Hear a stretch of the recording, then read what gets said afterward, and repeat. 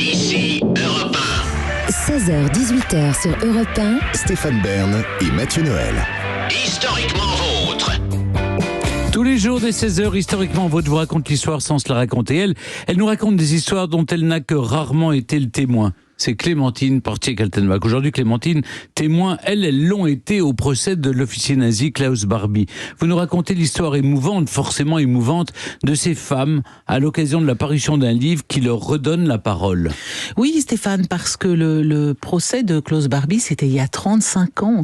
Vous vous rendez compte, c'est effarant. Ça a été un moment tellement important, tellement intense de l'histoire de la justice française qu'on a l'impression que c'était hier. Mais non, c'était il y a 35 ans. Et donc, à l'occasion de cet anniversaire, Alain Jakubowicz et Stéphane Nivet, Alain Jakubowicz est avocat et il était partie civile au moment du procès, et Stéphane Nivet était le secrétaire général de la LICRA, il est historien essentiellement. Ils publient tous les deux « Vous étiez belle pour l'éternité ». Ce titre est magnifique et c'est une phrase qui était extraite précisément de la plaidoirie de maître Alain Jakubowicz. Et la préface de ce livre, naturellement, une femme incontournable pour évoquer cette mémoire, c'est Beate Klarsfeld, naturellement. Et l'ouvrage est édité par le journal Le Progrès, assorti de photographies magnifiques qui ont été prises au cours du procès. Pour ceux qui ne s'en souviendraient pas, parce que 35 ans, oui, c'est loin, le procès de Barbie a été le premier procès français en matière de crimes contre l'humanité.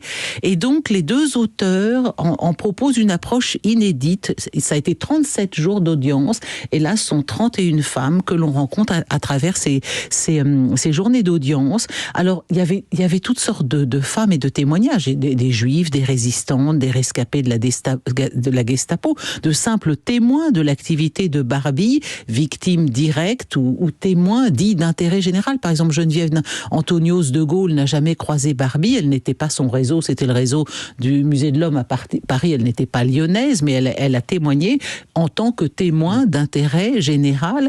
Mais toutes les femmes qui ont témoigné sont traitées exactement de la même façon dans le livre. Il y a à la fois une très belle photo, un court texte, et donc que ce soit une femme connue comme Geneviève Antonios de Gaulle, justement, ou que ce soit Madame Tardy, la petite, qui à l'époque était une demoiselle, Mademoiselle Tardy, la petite institutrice des enfants d'Isieux, eh bien, ce qui semble-t-il a été absolument spectaculaire pour les témoins, c'est que toutes ces dames, qui étaient des vieilles dames, qui étaient des petites dames fragiles, elles ont retrouvé une espèce de posture, de droiture, de dignité, de courage et le regard de feu de celui qui sait qu'il est là dans son moment pour faire la justice, pour que la justice soit rendue, et disent les deux auteurs du livre, on avait l'impression de les voir là à 30 ans et de pas voir ces petites dames chenues et fatiguées.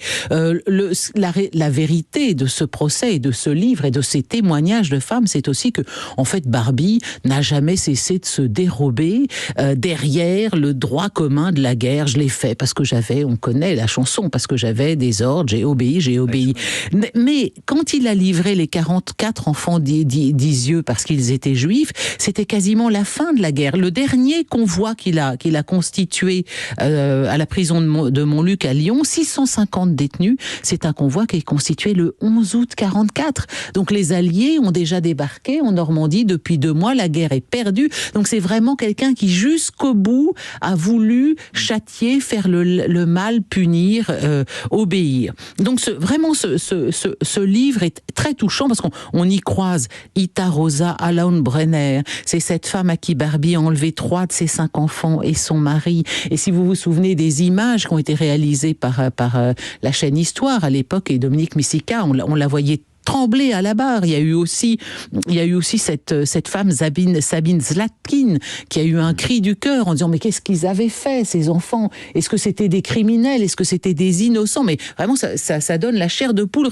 Ça a été un moment de vérité majeure. Alors Tout ça, grâce à qui? Grâce à Beate Klarsfeld, qui fait la préface, naturellement, parce que sans elle, Barbie serait restée dans sa villa bolivienne jusqu'à la fin de ses jours, sans jamais être inquiétée. Sans elle, sans Serge Klarsfeld, pas de procès, pas de justice. Voilà pourquoi ce document réalisé à partir des archives et de la plaidoirie de Maître Jakubowicz est un document essentiel et je le disais tout à l'heure, un livre très touchant parce que il faut connaître le nom des victimes aussi. Moi, j'en ai assez d'avoir la mémoire, j'ai une grosse mémoire, mais et tous d'ailleurs, on a la mémoire encombrée par les noms des Rudolf Hess, des Eichmann, des Mengele.